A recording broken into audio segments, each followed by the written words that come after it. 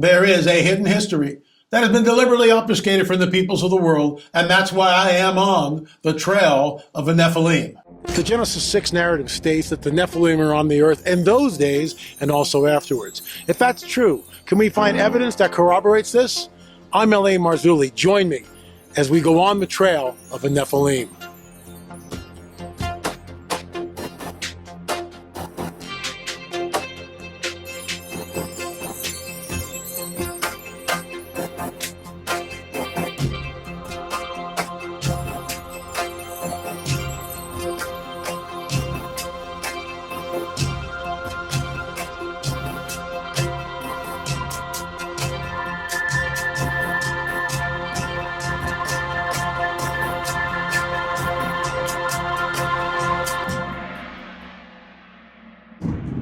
Okay, there's the three amigos. We're completely, utterly dejected. We have not found what we're looking for. There's the little boy and his mom and Irene on the far left of the pic. And we've been tramping around the wilds of Peru and not finding anything. But wait, as I told you on Monday, I would be back and I'll show you the cave and what happened. This was in one of our Watchers series, but I'll get into that and so much more after a word from our sponsor, Virtual Shield. Check this out. The U.S. warned citizens to prepare for a possible Russian cyber attack.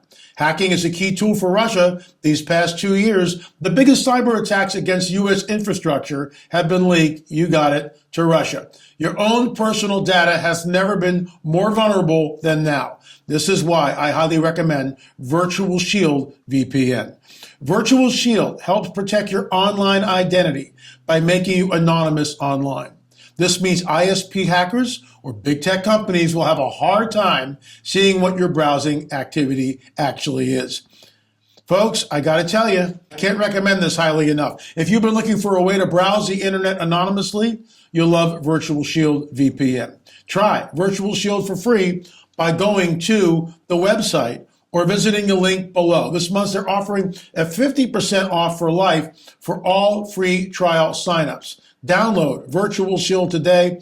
Please go to the link below and check it out. That's virtualshield.com/LA, virtualshield.com/LA. So if you come here looking for politics, prophecy, and a supernatural report, I do that show every single day. I don't want to belabor the point. Give me another 10 seconds, please. Go to Roku, Bitchute, or Rumble. That's where it is. Otherwise, we'll get the platform. Moving right along.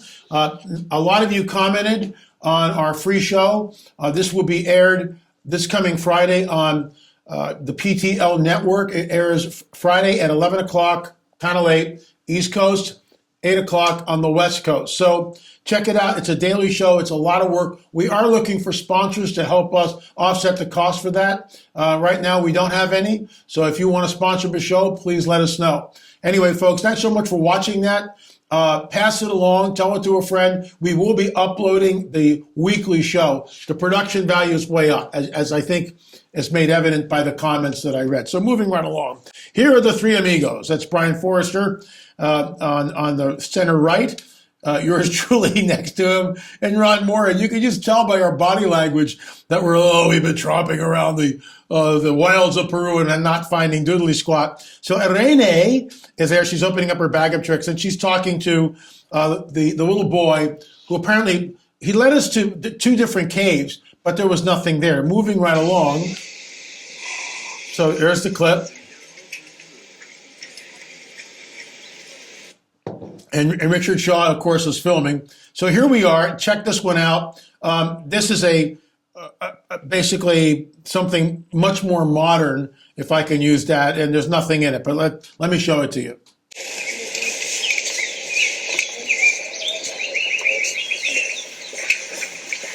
Whole landscape. There's nothing in it? I just passed out.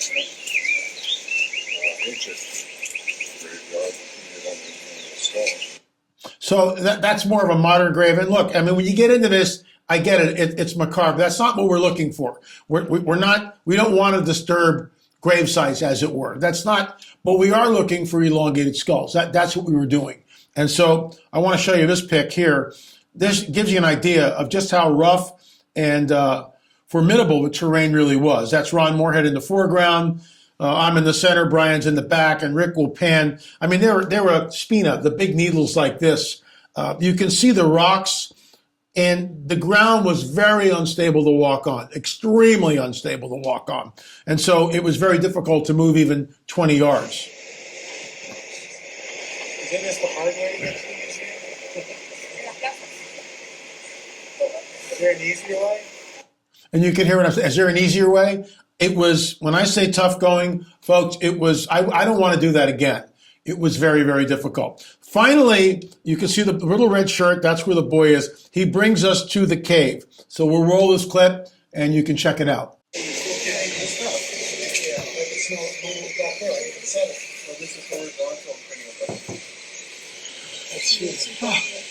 but it's not normal.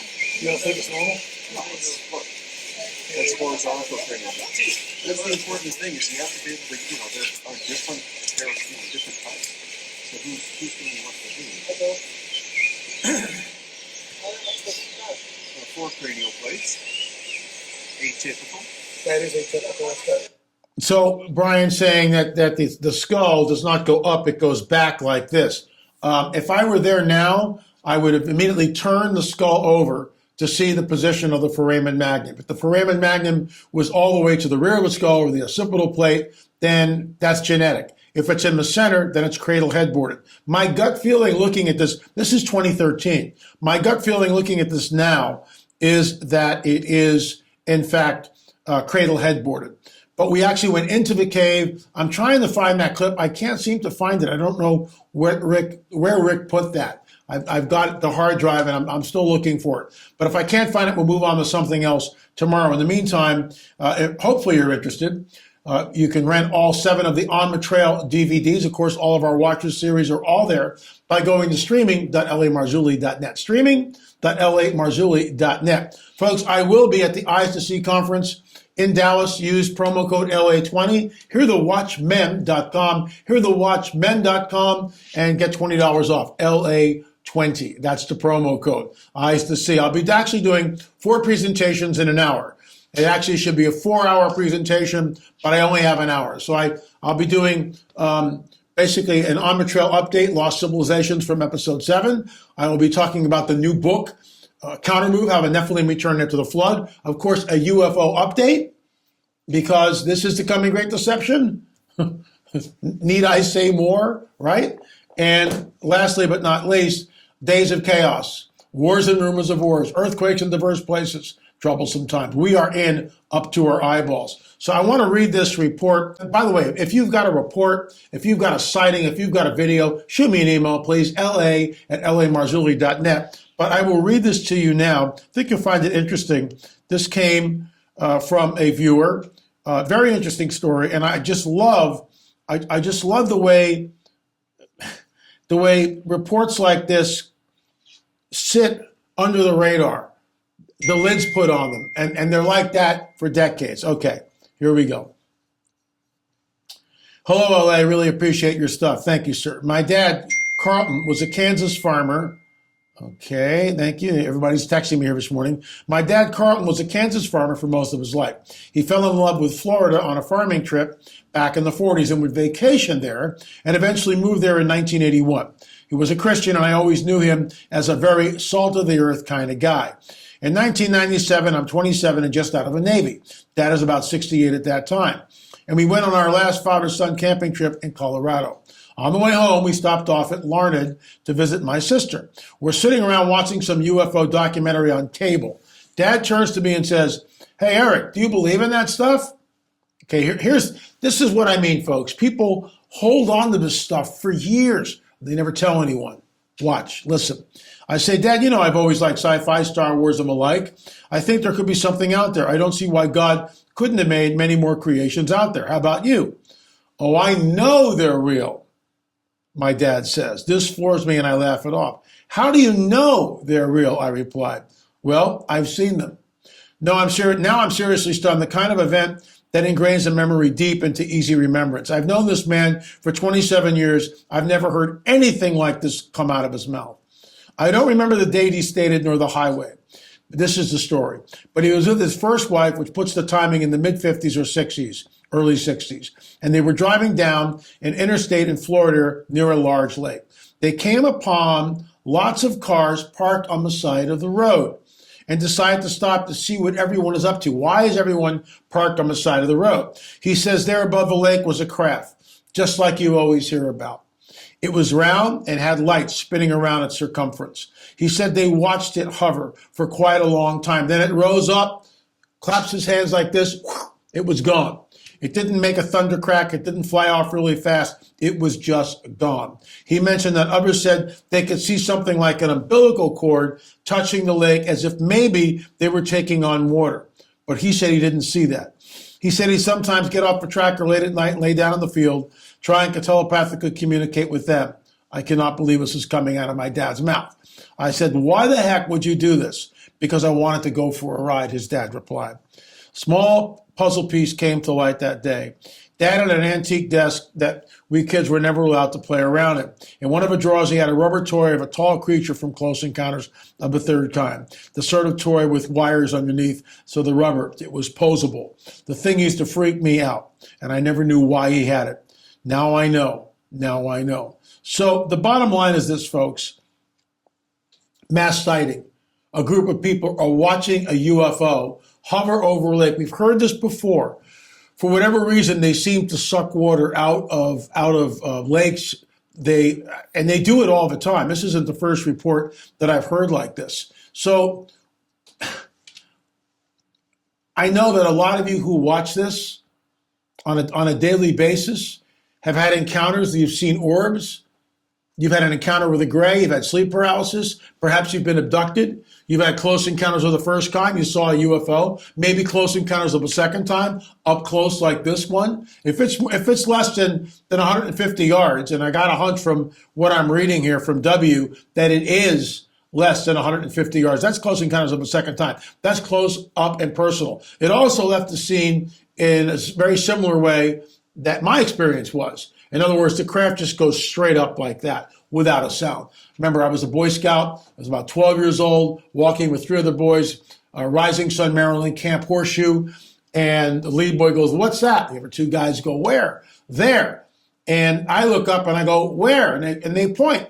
And there, right, hovering in the sky, classic silver metallic disc hovering just like that. It was absolutely unbelievable. And when it took off, it just went like that. No noise, straight up and out of sight in an absolute instant. Folks, this is the coming great deception, which is why I released the UFO film for free. It's there. Open up the text box underneath this clip, underneath this daily presentation, and scroll down a little ways. There's the link to the free UFO film. We've had over 200,000 people view the film. I wish we'd have a couple of zeros behind that number because it needs to go viral. It needs to go viral. Anyway, folks, that's all the time I have for. Thanks so much for watching. On the Trail of a Nephilim, and of course, our daily UFO update members. Shoot me an email, la@lamarzulli.net, la@lamarzulli.net. Folks, I'll see you on the air or in the air. Thanks for watching.